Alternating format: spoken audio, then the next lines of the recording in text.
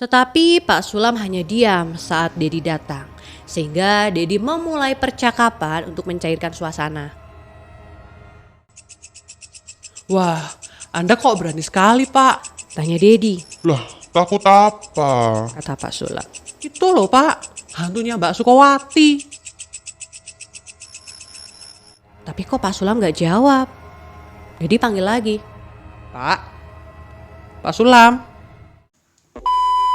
Hai guys, ketemu lagi dengan DNC Channel. Terima kasih sudah klik video ini.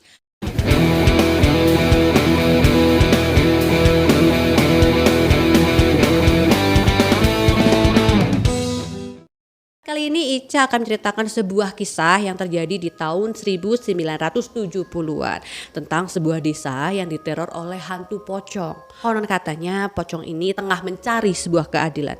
Dan sampai sekarang pocong tersebut masih sering menampakkan diri sampai menjadi urban legend di desa tersebut. Seperti apa kisahnya? Tapi sebelum Ica cerita, buat kalian baru gabung dengan DNC Channel, klik tombol subscribe dan klik tombol loncengnya. Kita kembali lagi ke Mirror, misteri horor.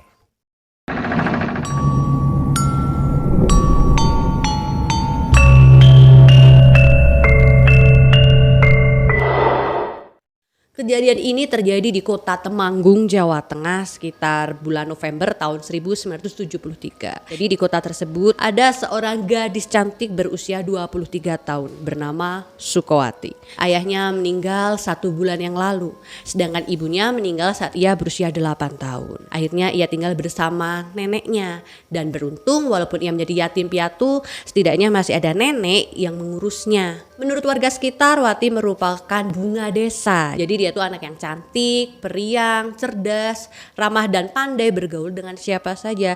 Dan di tahun tersebut Wati baru saja lulus SMA, kemudian bekerja di kantor desa di tempat ia tinggal. Sepeninggal ayah dan ibunya, sebenarnya banyak sekali laki-laki yang melamar Sukowati.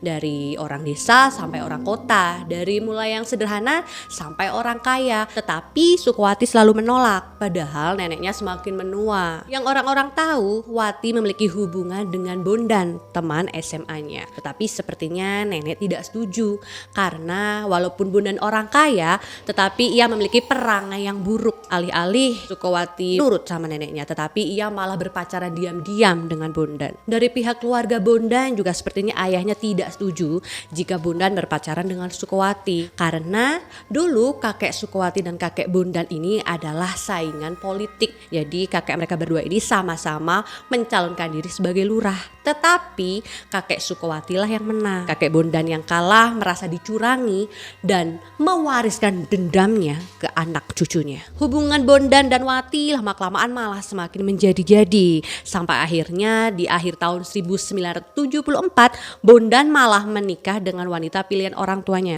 Jadi Bondan ini dijodohkan guys. Ya yang sama yang sederajat gitulah. Sebenarnya Wati ini mengetahui tentang perjodohan ini. Tetapi ia percaya bahwa Bondan tidak akan meninggalkannya. Karena saat itu Wati ternyata sedang mengandung anak Bondan. Setelah Bondan menikah, warga jadi tidak pernah melihat Sukowati lagi. Sukowati juga tidak terlihat masuk kerja. Tetangga juga bertanya-tanya kenapa nenek Sukowati tidak pernah berjemur lagi. Jadi nenek itu punya kebiasaan kalau setiap pagi berjemur di depan rumah. Jadi tetangga itu pasti melihatnya. Akhirnya tetangga tuh punya inisiatif buat basa-basi nengok nenek Sukowati lah. Sampai depan rumahnya kok tercium bau busuk ya, bau gak sedap. Tetangga langsung masuk dan ternyata pintunya tuh tidak dikunci. Begitu sampai ke dalam rumah, tetangga-tetangga itu melihat nenek sedang terbaring di kasur. Nah, neneknya kaget, ada tetangga dengan jumlah banyak. Nenek langsung bergumam sambil nunjuk-nunjuk ke arah kamar Sukowati. Dan tetangga langsung tahu kemana mereka harus mencari sumber bau tidak sedap tersebut. Warga langsung mendobrak kamar Sukowati. Dan ternyata mereka mendapati Sukowati sudah mati gantung diri. Kejadian yang terjadi di pertengahan tahun 75 ini langsung membuat geger warga setempat. Gimana enggak, seorang gadis cantik, ramah dan dianggap sebagai bunga desa mati mengenaskan dengan cara gantung diri. Setelah jenazah Sukowati diurus warga dan dimakamkan, entah kenapa keadaan di desa itu menjadi sepi dan mencekam. Warga juga tidak berani keluar rumah setelah maghrib. 3 hari setelah Sukowati dimakamkan, banyak warga yang bersaksi bahwa mereka melihat hantu pocong yang mereka yakini itu adalah hantunya Sukowati. Hal ini juga dialami oleh seorang pemuda yang bernama Dedi. Dedi menceritakan waktu itu listrik belum masuk dan merata di desanya. Jadi kalau kemana-mana malam, mereka harus menggunakan petromak atau senter. Nah saat itu menjelang jam 12, entah kenapa Dedi itu ingin buang air besar. Dan FYI di desanya Dedi, itu per rumah itu belum ada jambannya. Jadi kalau kepengen buang air, mereka menggunakan jamban desa. Dan dari rumah Dedi menuju jamban desa, Dedi harus berjalan sekitar 50 meter. Ya sebenarnya sih Dedi takut ya karena gelap dan ada rumor hantu Sukowati, tetapi rasa takutnya itu kalah dengan rasa ingin buang air besar. Sampai di jamban desa, ternyata di sana ada Pak Sulam. Lega dong Dedi, ternyata dia nggak sendirian di sana. Di jamban desa itu ada 3 bilik. Pak Sulam menggunakan bilik yang tengah, sementara Dedi memilih bilik yang pinggir. Dan penutup jamban di sana kala itu hanya sebatas kepala. Jadi kalau kita noleh itu kepala sebelahnya itu masih kelihatan. Tetapi Pak Sulam hanya diam saat Dedi datang. Sehingga Dedi memulai percakapan untuk mencairkan suasana. Wah, Anda kok berani sekali, Pak? Tanya Dedi, Lah, takut apa? kata Pak Sulam. Itu loh, Pak. Hantunya Mbak Sukowati. Tapi kok Pak Sulam gak jawab? Dedi panggil lagi. Pak. Pak Sulam. Dan ketika Dedi menoleh, ternyata Pak Sulam sudah menghilang guys. Seketika itu Dedi langsung lari terbirit-birit pulang ke rumah. Entah dia sempat cebok atau tidak. Saking takutnya, sampainya di depan rumah ia terpeleset. Dan saat mencoba berdiri, dia melihat seperti ada buntelan putih di depan rumah tetangganya. Dan ia pikir itu adalah karung beras. Kemudian Dedi mencari senter yang ada di sebelahnya.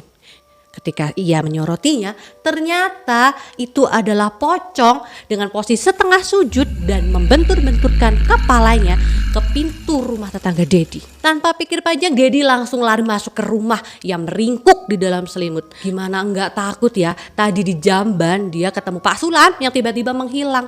Dan sampai di depan rumah, ia melihat pocong di samping rumahnya. Di tengah ketakutannya, tiba-tiba Dedi mendengar suara pintu rumahnya yang gantian digedor. Setelah itu barulah suaranya pindah ke tetangga Dedi yang lain. Jadi kayak diurut itu loh guys. Tetangga Dedi yang digedor sama pocong, rumah Dedi, terus rumah tetangga Dedi yang lainnya lagi. Keesokan harinya warga desa geger guys. Mereka bersaksi bahwa rumah mereka sudah digedor oleh hantu pocong yang mereka yakini itu adalah hantu pocong Sukowati. Ada kisah lain yang diceritakan oleh hansip desa setempat. Sebut saja namanya Pak Naryo. Saat itu Pak Naryo mendapatkan jatah piket sendirian. Menjelang tengah malam, ia berpatroli untuk mengecek keamanan desa. Saat itu gerimis dan berkabut. Sampainya di perempatan desa, dia melihat seperti ada wanita menggendong bayi. Siapa jam segini ada wanita di tengah jalan? Kemudian Pak Naryo menghampiri wanita tersebut dengan niat mau bertanya siapa dan kenapa jam segini ada di jalan. Tanpa curiga, Pak Naryo bertanya. Mbak, sedang apa jam segini di jalan?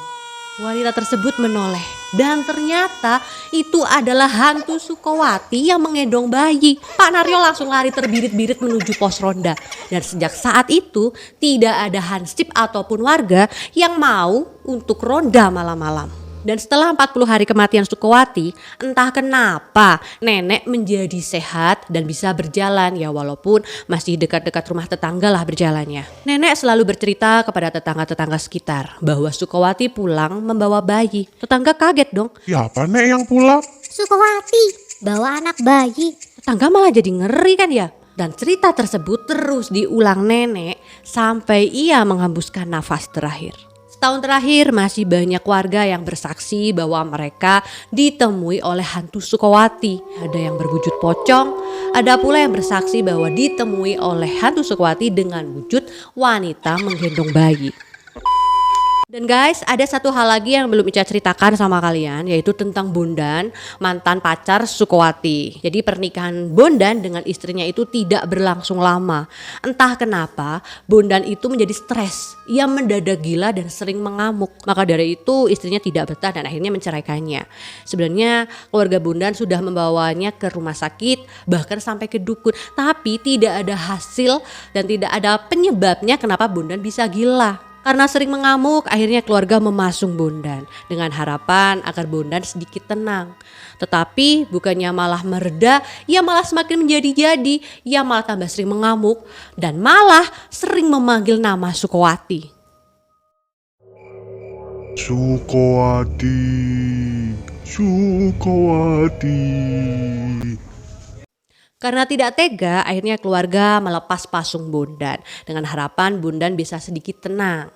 Setelah dilepaskan pasungnya, banyak warga yang melihat Bondan di makam Sukowati. Kadang ia berbicara sendiri, kadang ia menggaruk-garuk tanah, bahkan membentur-benturkan kepalanya ke nisan Sukowati. Warga meyakini penyebab Bondan menjadi gila adalah kesalahannya kepada Sukowati. Sampai akhirnya pada tahun 2004, Bondan ditemukan meninggal dengan cara yang sama dengan Sukowati, yaitu dengan cara gantung diri. Oke guys, itulah cerita tentang teror hantu pocong Sukowati yang ada di kota Temanggung. Gimana menurut kalian? Serem banget ya guys. Apa yang bisa kita petik dari cerita kali ini? Yaitu karena setiap perbuatan pasti ada balasannya dan setiap pembalasan pasti ada alasannya. Terima kasih sudah menonton. See you next video. Bye bye.